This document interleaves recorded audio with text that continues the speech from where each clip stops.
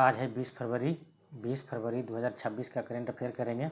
इसके पहले 17 तारीख को कराए थे और 18, 19 2 दिन जो था वो छुट्टी था, हम यहाँ नहीं थे इसलिए नहीं करवा पाए।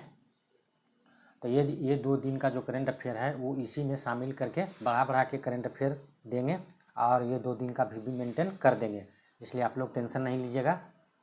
आप लोग का जो भी 2 दिन का करंट अफेयर है उसको भी इसी में शामिल करके करा देंगे। तो आज का फर्स्ट क्वेश्चन है कि पहला क्वेश्चन है कि बायो एशिया 2026 शिखर सम्मेलन कहाँ हुआ है। तो बायो एशिया 2026 शिखर सम्मेलन जो हुआ है ये 2026 में ये हैदराबाद में हुआ है। कहाँ हुआ है? तो हैदराबाद में हुआ है। इसका थीम था कि tech bio unleashed AI automation and revolutionising life science, इसका जो था ये थीम था। इस सम्मेलन जो हुआ था इसमें जो था बायोटेक्नोलॉजी और हेल्थ सर्विस में AI आधारित अनुसंधान पर चर्चा करना। माने ये जो था बायोटेक्नोलॉजी और हेल्थ सर्विस जो था इसमें आर्टिफिशियल इंटेलिजेंस आधारित जो है ये अनुसंधान पर चर्चा करना कि इसमें किस तरह से इस अनुसंधान में हम इसका AI से प्रयोग करेंगे, यही था इसका उद्देश्य था। और ये जो है हैदराबाद में ये जो था बायो एशिया शिखर सम्मेलन जो था इसका आयोजन किया गया। अब और भी क्वेश्चन है, इसको करते हैं। भारत का बायो हैप्पी जिला कौन बना है? तो भारत का बायो हैप्पी जिला जो है ये केई पेन्योर कौन बना है? केई पेन्योर बना है, ये है हिमाचल प्रदेश में है। उसके बाद अगला है स्वास्थ्य अनुसंधान के लिए राष्ट्रीय बायो बैंक लॉन्च किया गया है। तो कहाँ किया गया है? तो किसने किया? तो स्वास्थ्य अनुसंधान के लिए राष्ट्रीय बायो बैंक जो है किसने लॉन्च किया? तो भारत ने लॉन्च किया है। उसके बाद में अगला क्वेश्चन आता है आज का क्वेश्चन नंबर सेकेंड है कि 17 फरवरी 2026 को परवीना देशपांडे का निधन हो गया। इनका संबंध जो था वो क्या चीज़ से था? तो ये जो थे ये अभिनेत्री थे। तो परवीना देशपांडे जो थी ये अभिनेत्री थी और इनका जो है 17 फरवरी को निधन हो गया। और भी महत्वपूर्ण निधन है, इसको करते हैं। अभी हाल ही में जो है सरला महेश्वरी का निधन हो गया। ये क्या थे? तो ये न्यूज एंकर थे। इनको 71 वर्ष की उम्र में जो है ये हाल ही में अभी निधन हो गया था। तो इनके बारे में भी हम इसके पहले बताए थे। उसके बाद में ये जो सरला महेश्वरी थे 1980-90 के दशक में जो थे मतलब फेमस न्यूज एंकर थे। उसके बाद अगला है पी रमैया जो है इनका निधन हो गया। ये कौन थे? तो ये पत्रकार थे। उसके बाद में अगला आता है प्रशांत तमांग जो है इनका भी निधन हो गया है। ये सिंगर थे। क्या थे? ये सिंगर यानी गायक थे। उसके बाद में अगला आता है कीर्तिदा मेकानी का निधन हो गया है। ये कौन थे? तो ये पर्यावरणविद थे। ये कौन थे? पर्यावरणविद थे, यानी पर्यावरण के लिए ये काम करते थे। उसके बाद में अगला क्वेश्चन आता है क्वेश्चन नंबर 3 है कि भारत की पहली व्यापक ग्राफीन नीति को किसने मंजूरी दिया है? तो भारत की पहली व्यापक ग्राफीन नीति है, इसको किस राज्य ने मंजूरी दिया है? तो ये दिया है केरल। किसने दिया है? तो केरल राज्य जो है ये व्यापक ग्राफीन नीति को मंजूरी दिया है। ग्राफीन नीति होता है कि ग्राफीन के अनुसंधान हो गया और इसी में विकास और उत्पादन के लिए जो है ये वैश्विक केंद्र बनाना है। इसका जो उद्देश्य था इस नीति को मंजूरी दिया है केरल सरकार। तो इसका उद्देश्य क्या था कि ग्राफीन के अनुसंधान, विकास और उत्पादन के लिए वैश्विक केंद्र बनाना है। इसीलिए इसका जो है केरल सरकार जो है अभी हाल ही में मंजूरी दिया है। केरल जो है इसकी स्थापना 1956 में किया गया था और इसकी राजधानी है तिरुवनंतपुरम। और यहाँ के जो CM हैं मुख्यमंत्री हैं ये हैं पिनरई विजयन। कौन है? पिनरई विजयन है। राज्यपाल यहाँ के हैं राजेंद्र अर्लेकर। और इसके पहले राजेंद्र अर्लेकर जो थे बिहार के राज्यपाल थे, अभी है केरल के। और यहाँ नृत्य है जैसे कथकली नृत्य केरल का है, मोहिनीअट्टम भी यहीं का है और थय्यम जो नृत्य है वो भी कहाँ है? तो केरल का ही है, याद रखिएगा। यहाँ के महत्वपूर्ण नृत्य था कथकली, मोहिनीअट्टम और थय्यम। उसके बाद में अगला क्वेश्चन आते हैं क्वेश्चन नंबर 4 है कि खुर्रामशहर 4 बैलिस्टिक मिसाइल जो है इसको किस देश ने तैनात किया है? तो ये जो है खुर्रमशहर, देखिए इसका नाम ही ऐसा है ना कि नाम से पता चल जाएगा कि कौन सा देश का है। खुर्रमशहर 4 बैलिस्टिक मिसाइल जो है ये ईरान ने इसको तैनात किया है। ईरान जो है अभी हाल ही में जो है ये ईरान और अमेरिका में टेंशन चल रहा है, तो अमेरिका तो हमला करने के लिए भी आ गया था, पर मतलब नहीं कर पाया हमला। तो ईरान जो है ये अपनी सुरक्षा के लिए जो है ये खुर्रमशहर बैलिस्टिक मिसाइल का जो है ये जो है तैनात किया है, और इसकी मारक क्षमता है 2000 किलोमीटर तक है। खुर्रमशहर जो 4 बैलिस्टिक मिसाइल है इसकी मारक क्षमता 2000 किलोमीटर है, और इसको जो है ये भी हाल ही में जो है ये ईरान जो है ये तैनात किया है। इस मिसाइल को खैबर भी कहा जाता है, यानी खैबर मिसाइल भी इसको कहा जाता है। ईरान की राजधानी कहाँ है? तेहरान है। और यहाँ की मुद्रा क्या चलता है? तो रियाल चलता है। यहाँ की मुद्रा रियाल चलता है। और राष्ट्रपति यहाँ है मसूद पेजेशकियन। क्या है? ईरान के जो राष्ट्रपति का नाम है वो है मसूद पेजेशकियन। अभी ईरान में जो है धरना प्रदर्शन चल रहा था, उसमें लगभग 10 से 15 हज़ार लोगों को मृत्यु हो गया है। और इसकी जो है जो वहाँ नेट उट सब बंद था, इसलिए इसका पूरी तरह से जानकारी बाहर नहीं आ पाया है। पर सोशल मीडिया के थ्रू जो भी जानकारी मिला है तो लगभग बताया गया है कि 10 से 15 हज़ार के मृत्यु हो गया है। इसीलिए अमेरिका जो है ईरान पर हमला करने के लिए प्लान बना रहा था, लेकिन कर नहीं पाया। अगला क्वेश्चन है क्वेश्चन नंबर 5। आज का क्वेश्चन नंबर 5 है कि भारत का पहला ह्यूमैनिटी फर्स्ट AICT कहाँ स्थापित किया जा रहा है? तो भारत का पहला ह्यूमैनिटी फर्स्ट AICT यानी आर्टिफिशियल इंटेलिजेंस सिटी कहाँ स्थापित किया जा रहा है? तो ये जो है सरजापुर जो है ये बेंगलुरु में है। यहाँ पे जो है AICT स्थापित किया जा रहा है, ह्यूमैनिटी फर्स्ट AICT। इसका जो है शुभारंभ जो है ये किया जा रहा है कहाँ? सरजापुर बेंगलुरु में। B1AI सुपर पार्क परियोजना के तहत जो है ये जो है स्थापित किया जाएगा। परियोजना जो है B1AI सुपर पार्क परियोजना के तहत जो है ये ह्यूमैनिटी फर्स्ट AICT स्थापित किया जाएगा बेंगलुरु में। उसके बाद में अगला क्वेश्चन आता है क्वेश्चन नंबर 6।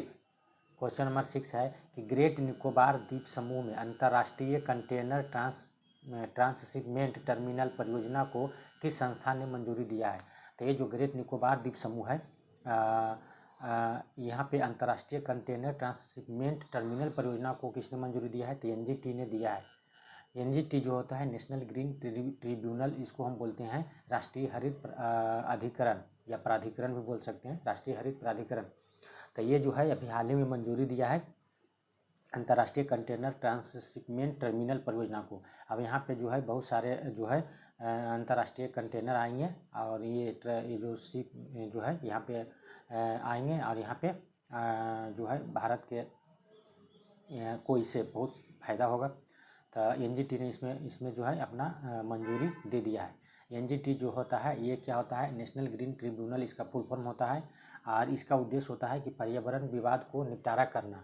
तो यहाँ पे जो मंजूरी दिया है अंतर्राष्ट्रीय कंटेनर ट्रांसशिपमेंट का जो टर्मिनल है बनेगा, उसको मतलब अथी के तरह बनाया जाएगा, मतलब पर्यावरण के लिए मतलब खतरनाक नहीं होना चाहिए, मतलब पर्यावरण के लिए मतलब अच्छा होना चाहिए, उस पर काम किया जाए, इसी के लिए यहाँ पे जो है ये बनाया जा रहा है ग्रेट निकोबार द्वीप समूह में।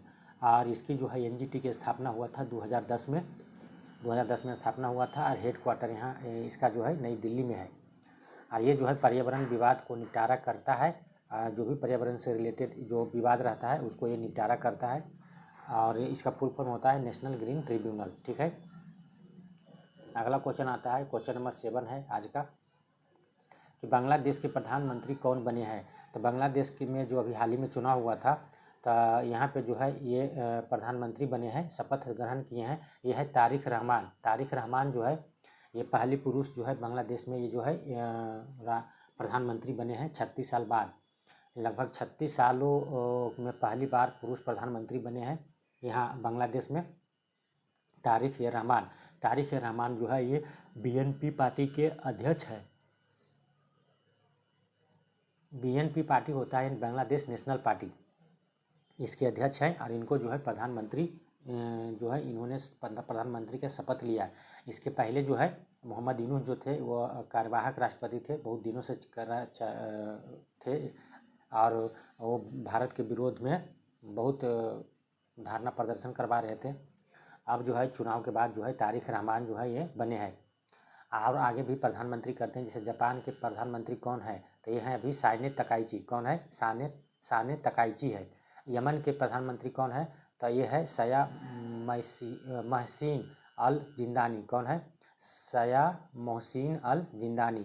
उसके बाद में अगला आता है कि कोसोवो के प्रधानमंत्री कौन है, तो ये है अल्बिन कुर्ती। कौन है? अल्बिन कुर्ती है। और चेक गणराज्य के प्रधानमंत्री कौन है, तो आंद्रेज बाबी। कौन है? आंद्रेज बाबी। तो ये सब जो था महत्वपूर्ण नियुक्तियाँ था। उसके बाद में अगला क्वेश्चन आता है कि अंटार्कटिका के मैत्री रिसर्च स्टेशन पर पहला सफल रिमोट टेली रोबोटिक अल्ट्रासाउंड किसने किया, तो ये जो है IAMS दिल्ली ने किया है। यहाँ पे क्या हुआ था कि अंटार्कटिका के मैत्री रिसर्च स्टेशन पर जो है एक बीमार जो थी महिला, उसको जो है अल्ट्रासाउंड किया गया है। ये AIMS दिल्ली ने किया है, बहुत दूर से। तो ये यहाँ पे जो है अल्ट्रासाउंड करने वाला पहला जो है ये बना है AIMS दिल्ली। मैत्री रिसर्च स्टेशन जो था इसकी स्थापना 1989 में अंटार्कटिका में किया गया था। भारत जो है अभी यहाँ पे जो है ये चौथा मतलब स्टेशन बना रहा है, मैत्री 2। तो इसी यहाँ पे जो रिसर्च चल रहा था उसमें से एक रिसर्चर का जो था वो प्रॉब्लम हुआ, तो उसको क्या है AIMS दिल्ली ने जो है ये मतलब अल्ट्रासाउंड किया, सफल अल्ट्रासाउंड परीक्षण किया वहाँ पे। तो यही इसी के बारे में था, तो इसको बताए हैं। उसके बाद में अगला क्वेश्चन आता है हम लोग का क्वेश्चन नंबर 9। क्वेश्चन नंबर 9 आता है कि मिलन अभ्यास 2026 का आयोजन कहाँ किया जा रहा है, तो मिलन अभ्यास जो है 2026 जो है ये विशाखापट्टनम आंध्र प्रदेश में किया जा रहा है और इस बार जो है ये 13वां संस्करण है। और मिलन अभ्यास जो होता है बहुराष्ट्रीय अभ्यास है, बहुत सारे देश इसमें भाग लेता है। इसमें जो है बहुराष्ट्रीय अभ्यास है, इसमें 65 देशों से अधिक प्रतिनिधि ने हैं इसमें शामिल हुए हैं और ये जो है प्रत्येक 2 वर्ष में एक बार होता है और इसकी शुरुआत जो है 1995 से किया जा रहा है। यानी पहली बार जो है मिलन अभ्यास जो है ये सबसे पहली बार जो है ये 1995 में इसका आयोजन किया गया था और ये प्रत्येक 2 वर्ष में होता है। इस बार जो है ये 2026 में विशाखापट्टनम आंध्र प्रदेश में हो रहा है, तो इसको याद रखिएगा, ये 13वां संस्करण है। उसके बाद में अगला क्वेश्चन आता है क्वेश्चन नंबर 10। क्वेश्चन नंबर 10 है कि अलचीकी लिपि के शताब्दी महोत्सव का आयोजन किया गया है, कहाँ किया गया है, तो नई दिल्ली में किया गया है। अलचीकी लिपि एक बार और बताए थे कि द्रौपदी मुर्मू ने अलचीकी लिपि को जो है इसमें जो है वो अपना जो संथाली भाषा है उसको प्रमोट किए थे। तो अलचीकी लिपि का जो है शताब्दी महोत्सव यानी लगभग 100 वर्ष हो गया है, तो इसका आयोजन जो है ये नई दिल्ली में इसका किया गया है और इसका जो स्थापना हुआ था अलचीकी लिपि के पंडित रघुनाथ मुर्मू ने किया था 1925 में। तो वही लगभग 1925 से 2025 यानी 26 में इसका 100 वर्ष हुआ है, तो इसको जो है नई दिल्ली में महोत्सव के रूप में आयोजन किया गया है। ये अलचीकी लिपि जो होता है संथाली भाषा लिखने में इसका उपयोग किया जाता है। ये बाएं से दाएं और दाएं से बाएं लिखा जाता है, तो ये बाएं से दाएं लिखा जाता है, इसको याद रखिएगा। और ये अलचीकी लिपि जो है ये संथाली भाषा से संबंधित है, यानी संथाली भाषा लिखने में ही इसका प्रयोग किया जाता है, तो इम्पोर्टेंट था, इसको याद रखिएगा। कल का क्वेश्चन जो था 17 तारीख को उसको रिवीजन करेंगे क्योंकि 2 दिन से छुट्टी था, तो इसके पहले जो 17 तारीख को जो करवाए थे उसका रिवीजन करवाएंगे और 2 दिन का जो छूटा है करेंट अफेयर उसको हम आगे कर देंगे। भास्कर इसमें जो है पहला क्वेश्चन है कि भास्कर वर्मा सेतु का उद्घाटन जो है प्रधानमंत्री नरेंद्र मोदी ने किस राज्य में किया है, तो ये जो है गुवाहाटी असम में किया है। भास्कर वर्मा सेतु का उद्घाटन असम के गुवाहाटी में किया है। इसमें खर्चा जो आया है वो 3030 करोड़ रुपया का खर्चा आया है और ये जो भास्कर वर्मा सेतु है ये ब्रह्मपुत्र नदी पर बनाया जा रहा है और ये जो है उत्तरी एवं दक्षिणी गुवाहाटी को जोड़ेगा, यानी उत्तरी गुवाहाटी एवं दक्षिणी गुवाहाटी जो है इसको जोड़ेगा, जहाँ पे जो है पर्यटन को बढ़ावा मिलेगा। यहाँ पे है भास्कर वर्मा सेतु क्यों नाम पड़ा है, क्योंकि कामरूप साम्राज्य के राजा जो थे कुमार भास्कर वर्मा के नाम पर रखा गया है। यह साम्राज्य जो है वो असम के 7वीं शताब्दी में था और ये जो है गुवाहाटी पर ये जो है मतलब असम के गुवाहाटी पर जो है ये कामरूप साम्राज्य जो था ये यहाँ पे राज करता था और इसका शासक था भास्कर वर्मा। उन्हीं के नाम पर ये जो है ये रखा गया है। अब ब्रह्मपुत्र नदी आया है तो ब्रह्मपुत्र नदी जो है ये 2900 किलोमीटर है। ये कैलाश पर्वत के चोमायुंगडुंग ग्लेशियर से निकलता है और इसका जो है ये तिब्बत में जो है ये यारलुंग सांगपो कहते हैं, अरुणाचल प्रदेश में है दिहांग कहते हैं, असम में ब्रह्मपुत्र कहते हैं, जबकि बांग्लादेश में इसे जमुना कहते हैं। अगला क्वेश्चन है कि दार्जिलिंग हिमालयन रेलवे यानी DHR में पहली महिला टिकट कलेक्टर जो TTE नियुक्त किया गया है, ये किसको नियुक्त किया गया है? तो ये सरिता येल्मो को नियुक्त किया गया है। किसको? सरिता येल्मो को नियुक्त किया गया है। ये पश्चिम बंगाल के न्यू जलपाईगुड़ी से दार्जिलिंग तक 88 किलोमीटर ट्रेन चलती है। ये 2 फुट के नैरो गेज सिस्टम पर बनी हुई है। उसके बाद अगला आता है बारबाडोस के लगातार तीसरी बार प्रधानमंत्री कौन बनी है? तो ये बनी है मियाँ अमोर मोटली। कौन बनी है? मियाँ अमोर मोटली बनी है। और इसका राजधानी जो था ब्रिज टाउन था। बारबाडोस की राजधानी ब्रिज टाउन, मुद्रा डॉलर है और राष्ट्रपति जेफरी बोस्टिक है। तो ये जो है ये मियाँ अमोर मोटली जो बनी है तीसरी बार। उसके बाद अगला क्वेश्चन आता है कि पूर्वोत्तर भारत की पहली इमरजेंसी लैंडिंग फैसिलिटी यानी ELF का उद्घाटन किस राज्य में किया गया है? तो असम राज्य में किया गया है। 14 फरवरी 2026 को किया गया है। आई नेशनल हाईवे जो है राष्ट्रीय राजमार्ग जो है ये 127 पर 4.2 किलोमीटर लंबी इसको किया गया है। अभी जो बांग्लादेश है चाइना के मतलब और पाकिस्तान के मतलब की ओर जा रहा है, तो इसी को देखते हुए जो भारत है जो इसका उद्घाटन किया है। उसके बाद में अगला क्वेश्चन आता है कि मिस्र में कितने वर्ष पुराने तमिल ब्राह्मी शिलालेख की पहचान की गई है? तो ये 2000 वर्ष जो है ये इसको पुराने तमिल ब्राह्मी शिलालेख की जो है ये पहचान की गई है। लगभग 2000 वर्ष पुराना है। और ये जो है तमिल ब्राह्मी लिपि को चेर और पांडे वंश के जो है समय जो है ये प्रसिद्ध हुआ था। यानी चेर वंश जो था और पांडे वंश था उसी के समय में है तमिल ब्राह्मी लिपि जो है ये बहुत प्रसिद्ध था उस समय। तो लगभग 200 वर्ष पहले जो है ये 2000 वर्ष पुराना जो है इसका जो है अभी खोज किया गया है। अगला है कनुचरण लंका। कनुचरण लंका का निधन हो गया है। ये कौन थे? तो ये थे पूर्व केंद्रीय मंत्री थे। क्या थे? पूर्व केंद्रीय मंत्री। ये कांग्रेस के मंत्री थे और इनका जो है अभी हाल ही में निधन हो गया है। 86 साल की उम्र में जो है इनका निधन हुआ है। उसके बाद में अगला क्वेश्चन आता है कि 2009 में किए गए जलवायु संबंधी फैसले को किस देश ने रद्द कर दिया है? यानी किस देश ने रद्द करने की घोषणा किया है? तो ये है 2009 में जो हुआ था जलवायु संबंधी फैसला, इसको जो है अमेरिका ने है जो ये रद्द करने की घोषणा किया है। अमेरिका बोला है कि हम इससे बाहर निकल जाएंगे, हम इसमें नहीं रहेंगे और हम इसको नहीं मानते हैं। तो अमेरिका जो है अभी हाल ही में बहुत सारे संस्था से अलग हुआ है। इसमें से एक बार में 66 संस्था से अलग हुआ था और बाकी पेरिस जलवायु समझौता हो गया, WHO हो गया और UNO हो गया, बहुत सारी संस्था से ये अलग हो गया है। उसके बाद अगला क्वेश्चन आता है कि 2026 में आम चुनाव के बाद बांग्लादेश में किस पार्टी ने जीत हासिल किया था? तो ये बांग्लादेश नेशनल पार्टी BNP ने जो है जो यहाँ पे जीत हासिल किया। और BNP के जो अध्यक्ष है अभी तारिक रहमान, इन्होंने क्या किया है कि बांग्लादेश के प्रधानमंत्री के रूप में शपथ ग्रहण किया है। और बांग्लादेश के नए प्रधानमंत्री के रूप जो बने हैं, यानी बांग्लादेश के नए प्रधानमंत्री कौन बने हैं? तो तारिक रहमान बने हैं। ठीक है। उसके बाद में ये जो है 12 फरवरी 2026 को हुए चुनाव हुआ था। इसमें जो बांग्लादेश नेशनल पार्टी है जो जीत हासिल किया और अब जो है ये जो बांग्लादेश नेशनल पार्टी है इसके अध्यक्ष है तारिक रहमान, इन्होंने शपथ ग्रहण भी कर लिए हैं। उसके बाद में अगला क्वेश्चन आता है कि महिलाओं के वित्तीय सुरक्षा के लिए स्त्री सुरक्षा योजना को किस राज्य ने शुरू किया है? तो केरल राज्य ने शुरू किया है। महिलाओं के लिए वित्तीय सुरक्षा के लिए जो है ये स्त्री सुरक्षा योजना जो है केरल सरकार ने शुरू किया है। इस योजना में के तहत क्या होगा कि जो भी बेरोजगार महिला है और ट्रांसजेंडर महिला है उनको प्रति माह 1000 रुपया जो है ये पेंशन दिया जाएगा। और इस पेंशन से जो है वो अपने महिला जो है अपने मतलब जो है उनको वित्तीय का जो भी वित्तीय फाइनेंस का जो प्रॉब्लम है वो मतलब अपना सोल्व करेगी। ये पेंशन के रूप में दिया जाएगा। उसके बाद में अगला क्वेश्चन आता है कि केंद्रीय स्वास्थ्य मंत्री JP नड्डा ने भारत में लिम्फेटिक फाइलेरियोसिस यानी जिसे हाथी पांव बीमारी कहते हैं, इसको कब तक समाप्त करने का लक्ष्य रखा है?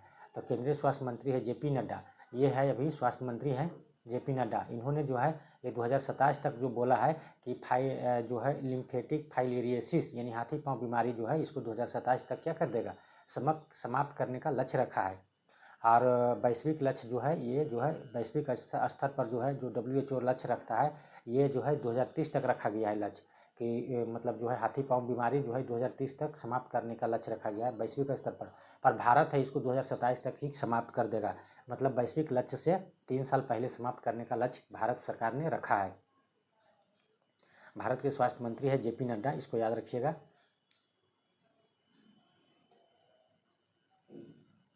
तो आज का जो है एक करेंट अफेयर जो है समाप्त हुआ। जय हिंद, जय भारत। आप लोग शेयर कीजिएगा और लाइक कीजिएगा, कमेंट कीजिएगा। जय